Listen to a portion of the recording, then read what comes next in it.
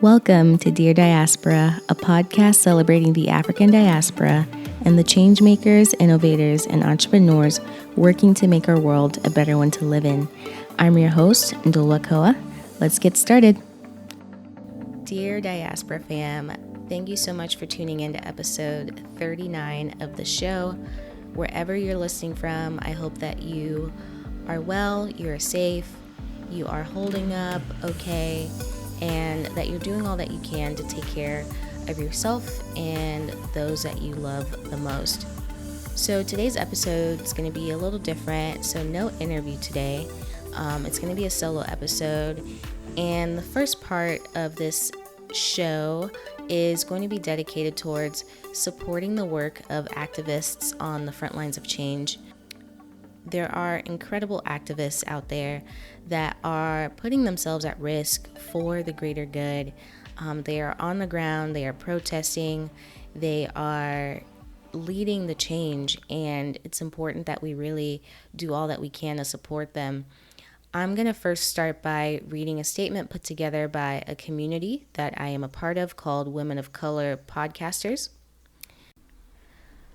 We are podcasters united to condemn the tragic murders of George Floyd and Breonna Taylor and many others at the hands of police. This is a continuation of the systemic racism pervasive in our country since its inception, and we are committed to standing against racism in all its forms. We believe that to be silent is to be complicit. We believe that Black lives matter. We believe that Black lives are more important than property. We believe that we have a responsibility to use our platforms to speak out against injustice whenever and wherever we are witness to it. In creating digital media, we have built audiences that return week after week to hear our voices, and we will use our voices to speak against anti-Blackness and police brutality. And we encourage our audiences to be educated, engaged, and to take action. I encourage you all to check out the links in the description. So there are a number of organizations out there that are working on the ground 24/7 to advocate for Black lives, to mobilize for Black lives, to demand change from our policymakers. And it's really important that we are able to do all that we can to amplify what they're doing. And one of the most impactful ways you can do that is by donating directly to them. So there's the George Floyd Memorial Fund, the Minnesota Freedom Fund, Black Visions Collective, Campaign Zero, Black Lives Matter, the Minneapolis NAACP branch, and many more. So I've included the links to those in the description. Please donate if you have the means to one or more of them, or all of them if you're able to, so that we're able to really support the incredible work that they're doing. So I would like to take a moment to just share a little bit of my thoughts and some observations that I made these past few weeks, namely just my experience as a Black person in the United States, and specifically being an African immigrant, so a foreign Black person in the United States. I've just been thinking through like what that means, and what kind of my role is here in the U.S. regarding, fighting for racial equity and, a more just system. And so as an African immigrant, my experience here in the United States is undoubtedly different from the experiences of a Black American. Even so, I still believe that the fight for racial equity here in the U.S. is my fight. I believe it's all of our fight. And, my ancestors and, my family, we have a different history. We were not subjected to 400 years of enslavement, segregation, and economic exclusion here in the U.S., but this is still my fight because I live here. My family and I were able to move to the U.S., after, the civil rights movement and after Laws were changed and put in place to be a little bit, more inclusive of non-white folks. We came here after the fact, after Black Americans built this country for free, made it one of the most wealthy countries in the world. We arrived after, decades of resistance, after decades of fighting, and decades of African Americans putting their lives on the line to fight for basic human rights, to fight for racial equity, economic inclusion, and a fair chance at this, quote unquote American dream. So my history is different, period. However, we too, as African immigrants, have experienced or at least are a part of the legacy of systems that were created to also subjugate us, to also exploit us, and to harm us. Colonialism as a system is a white supremacist one, and it has similar roots in the type of system that was developed to enslave Africans centuries ago and continues to impact us today. So basically, there is no escaping racism. Like, racism is everywhere. It's a global issue, and that's why we need to be very vocal, and continue to call it out. I live in this country. I pay taxes. I contribute to the economy. So I have a duty, really, to call out injustice, especially when it's targeted towards people that look like me. So like I said earlier, I've lived in this country for almost 15 years, and I'll probably be here for a long time. Like, I have plans to hopefully travel and maybe spend some time on the continent, like living on the continent. But the majority of my time is probably going to be spent here in the U.S. And my children will most likely be born here, and I'll definitely have Black children, and they're going to understand, where their mom is from, that, I'm from Lusaka, Zambia, and that, our family, or my mom's side, is from the southern province of Zambia, and that we're from the Tonga tribe. They'll know all those things, but then they'll also know that they are first generation Americans, and that their experiences as Black children in the United States are going to be different from the experiences of non-Black kids.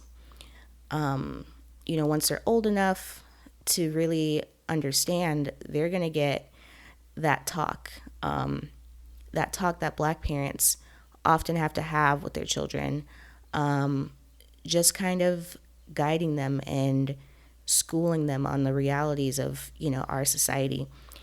All of that is inevitable, and it will be my responsibility as a parent to share that truth with them. And really, all this is to say that we're all Black. When we're here in the U.S., our lived experiences obviously vary.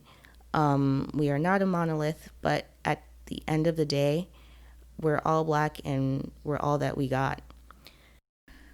I'd also like to give a quick shout out to all of the activists, writers, artists, advocates, elected officials, and everyone else who's doing everything in their power to fight for equity and to hold individuals accountable, to hold these politicians accountable and our corporations accountable.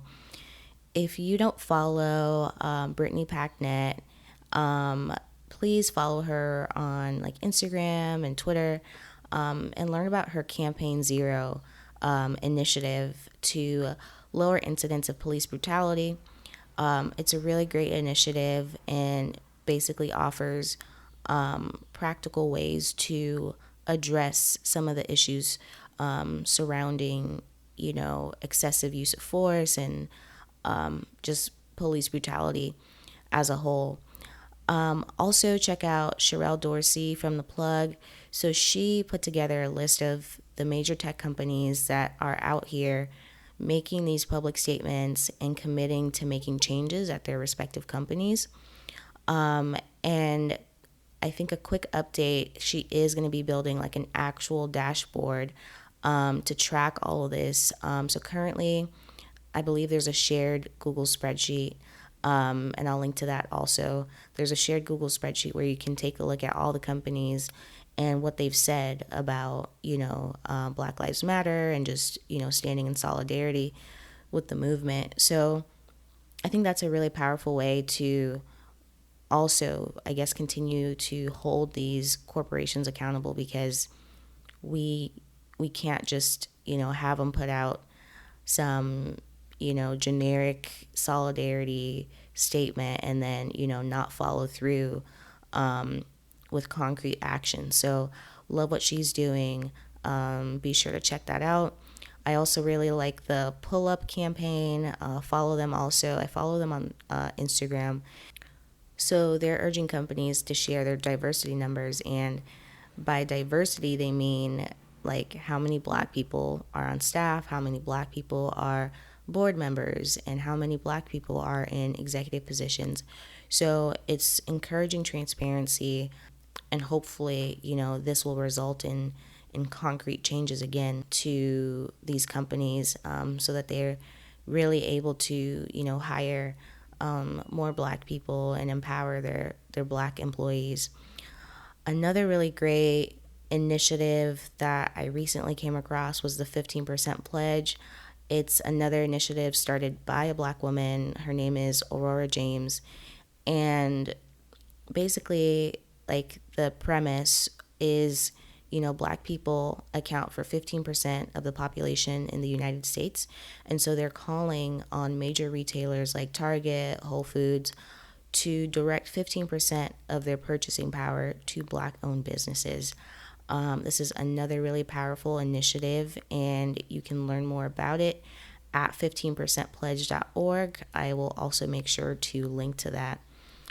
Interesting stat here. There are 124,000 businesses in the US, black businesses in the US. And so that figure really is telling. If there's a product or a service out there that you need, if you just search it, you're going to find a black owned business providing that product or service. So there are plenty of businesses out there. So all you need to do is look really and just be intentional about it. So I really, really love that initiative. Something to also think about is I came across this article that highlighted the statement that the African Union made condemning George Floyd's killing, and asking the United States to ensure the total elimination of all forms of discrimination based on race or ethnic origin. And so I came across an article that pretty much was saying, it's a little bit ironic that, the African Union doesn't have that same energy or, that same response when black people on the continent, are mistreated, are, brutalized by the police, are abused, and are victims of gender-based violence. And it's really just, it's just interesting, I guess, to process and to think about, because, when these injustices are, happening on the continent, and the perpetrators are Africans, it's just interesting that, bodies like the African Union don't have that same response. And specifically, the article was talking about, there was the hashtag Justice for UWA that was, trending some weeks back, pointing out the unfortunate death of Vera Uwaila Omasua. So she was a 22-year-old student, and she died 2 days after she was reportedly raped in a church in the southern city of Benin. And so it's just really interesting that, something like that wasn't called out by the African Union, but then, they spoke out.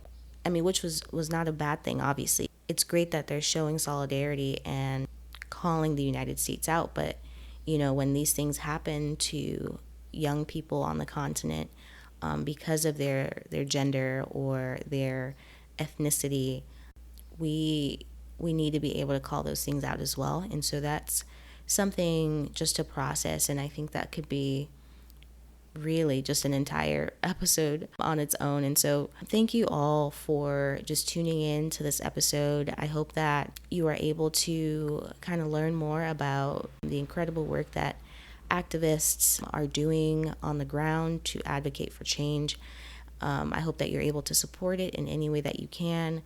Please share this with someone who needs to hear it. Amplify this and share it with your family and friends. And please check out the links in the notes for ways to support everyone on the front lines working to make our world a better one to live in. Please stay safe, everybody, and we'll talk to you next week.